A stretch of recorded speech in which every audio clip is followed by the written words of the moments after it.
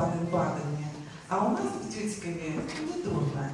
Есть горы, и они тоже покрыты лесами, прогулки превосходные.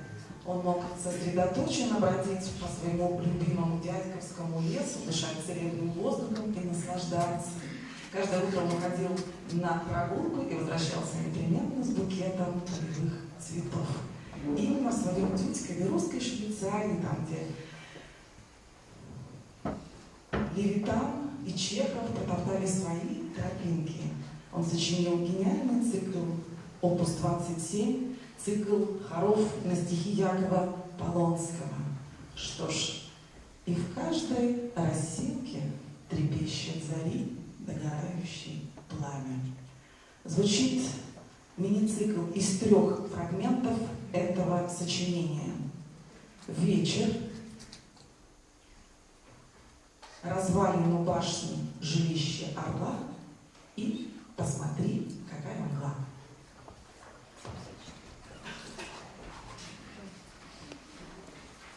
Thank you.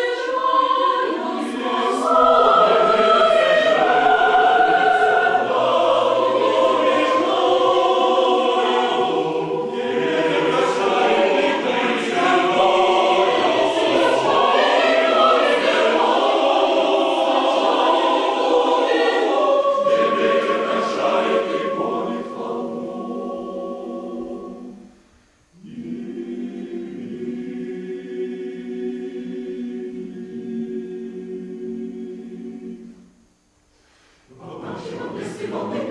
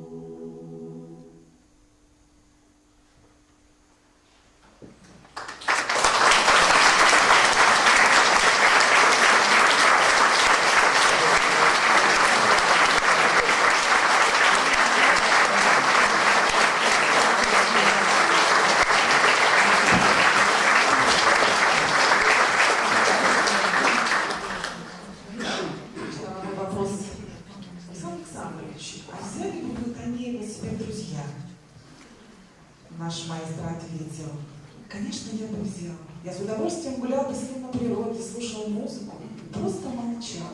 Но я до него так не дорос. Вы знаете, вот то блаженство, которое мы испытывали в работе, сегодня на концерте, оно дорогого стоит. Александр Александрович нас абсолютно покорил своим очень тонким пониманием танеевской мысли и танеевской красоты. И мы надеемся, что у нас еще будет много возможностей насладиться общением. Мы очень его ждем уже, ждем его очередного приезда. На этом концерт, конечно, не заканчивается. Я просто предваряю последнее произведение нашего первого отделения. Это знаменитый «Восход солнца». Танеев, стихи Тютчева. Исполняет хор «Доместик» дирижер Александр Соловьев.